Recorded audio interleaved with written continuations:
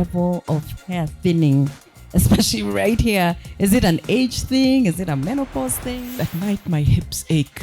I sleep on my hip and then I wake up in pain, wake up in pain. Some women are going to breeze through it. It's okay. But most women are going to feel a change, and some are going to suffer through the change.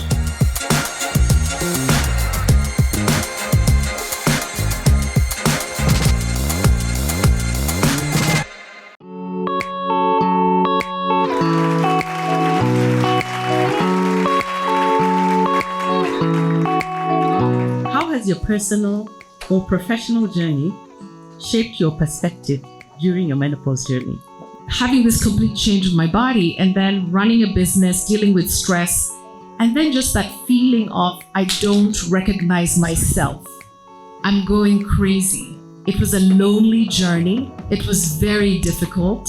Probably about 4 years ago, I was having hot sweats and things, and I actually thought, oh my God, I've got TB. So didn't even cross my mind that it might actually be some hormonal change. Now being more of a menopause advocate and spokesperson, and also I treat a lot of women now. It was about losing self and also losing, your mind a little bit and who you are, and feeling like you're withdrawing from society because all these changes are happening, and a lot of mental health issues which affect not just your relationships but your work relationships with a lot of people, and your ability to maintain who you've been. So it's about that loss of self. All manner of diagnoses. In the last 5 years, I've had adenomyosis, endometrial paraplegia, rheumatoid arthritis, and all these diagnoses and big words thrown at me when I go see the doctor, and they do blood tests, and they're like, okay, so we're going to put you on this medication, we're going to put you on a Mirena, we're going to do this. So lots of things in this last 5 years that happened to me. And I was just responsive to what the doctors were telling me, not knowing that these were just temporal things going on with my body, just trying to adjust to whatever it is going through. 2021, I just noticed my midsection, the shift. I'm working out, I am eating the way I eat. I'm a nutrition coach, I love working out, but what's going on here? And so I went to see a doctor because I truly could not understand what was going on. And when I was in his office, the first question he asked me was, how is your sleep? The minute he asked me that, it's like everything connected, because I hadn't been sleeping from 2020. 2023, frozen shoulder, jaws aching. Yeah, that also is another symptom of perimenopausal, compounded with the fact that the kids have also left the house. I turned 50 last year, and it was my highest high and my lowest low in 1 year. And the person I was at the beginning of the year and the person I came to at the end of the year has been this roller coaster. It's almost like I've had to step out of my body, look at me and go, this is happening because of this. So I've been doing a lot of self-learning, and I learned a very valuable lesson about setting possibly goals that are so high that the journey at the other side, compounded with the menopausal journey or the perimenopausal journey, sends you into a spiral. We'll hear about perimenopause, menopause, postmenopause. What are the different stages about? And also perhaps just highlight how we can manage some of these stages. Perimenopause is the transition leading up to menopause. And perimenopause is the tricky stage where women really start to feel the changes. Then we have menopause. So technically menopause is the one day when you haven't had your period for 12 consecutive months. And then every day after that is postmenopause. What have you seen and what can you share that can help us just manage through those stages? Essentially, estrogen is the main regulator of the female brain. So it's important for us to understand that when we're going through the transition, the thing that makes our brain work and keeps us in balance is being affected. So you're not going crazy, it's actually happening physiologically. It's important to understand your numbers. So go see your doctors and get a baseline of where you're at. That's number one. The second thing is, this is now where the habit changes come in.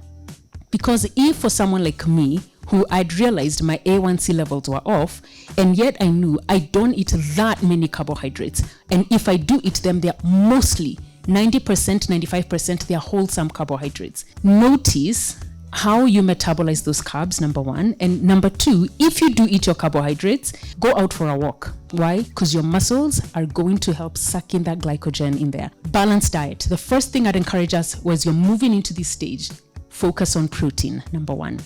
Make sure you're getting enough protein. How much protein?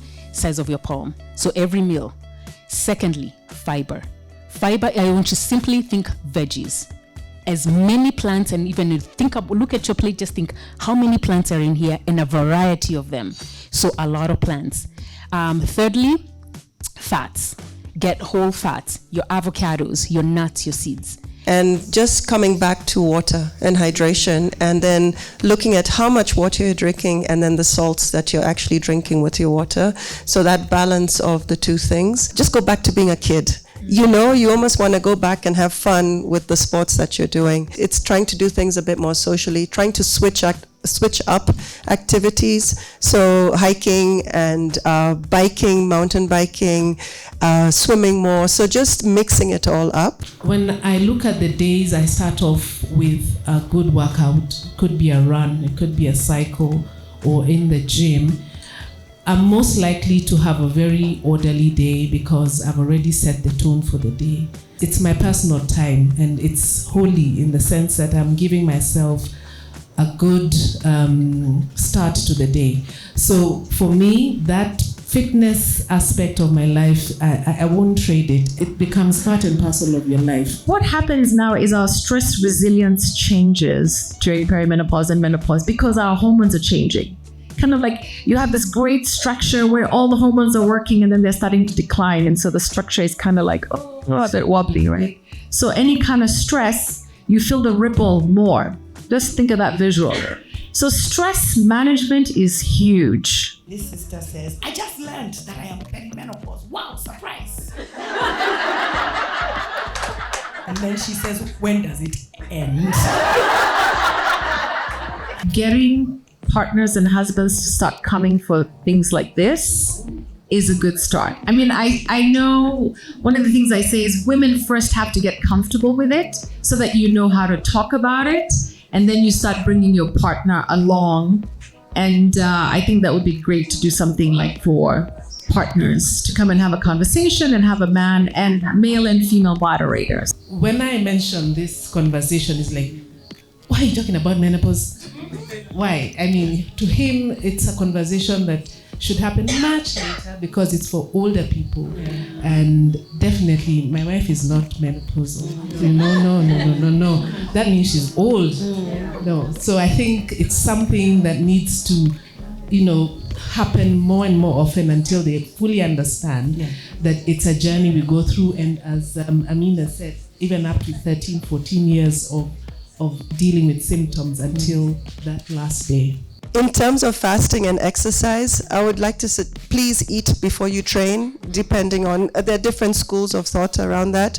But from my experience, when I was asking my body to do more, you have to eat. And you have to eat right. And you have to start thinking, when you exercise, as women, you have to eat protein within 30 minutes to an hour of completing your exercise. Try, see what your body wants to do, how it wants to adapt.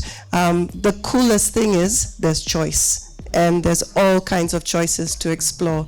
But be patient because you're not going to know in less than 3 months. And somebody had asked the question about what is creatine, which is good for that muscle strength, bone strength. People always think creatine is just for bodybuilders. Even I used to think it was only for, all the bodybuilders who take creatine so that they can get bigger muscles. But all the research is showing it's really beneficial for women, especially going through menopause, and particularly for your brain. PCOS is about the musculature, vaginals is about the skin health. So when estrogen goes, the skin in the vagina, people might notice that their vagina doesn't look as moist and as red, and it looks a lot whiter and more painful. And to be honest, some people do develop a lot of vaginal atrophy where then it's actually almost impossible for people to have sex. And I've seen women in their early 50s with this. So basically, if you don't use it, you lose it. Okay, once you've lost the vaginal wellness there, then you'll have to go and see somebody to have laser and things like that. But joking aside, you don't have to get, it doesn't happen overnight. You don't have to go that route. I heard that if you've been refusing to give, you give today. If you didn't return the phone call, you return it today.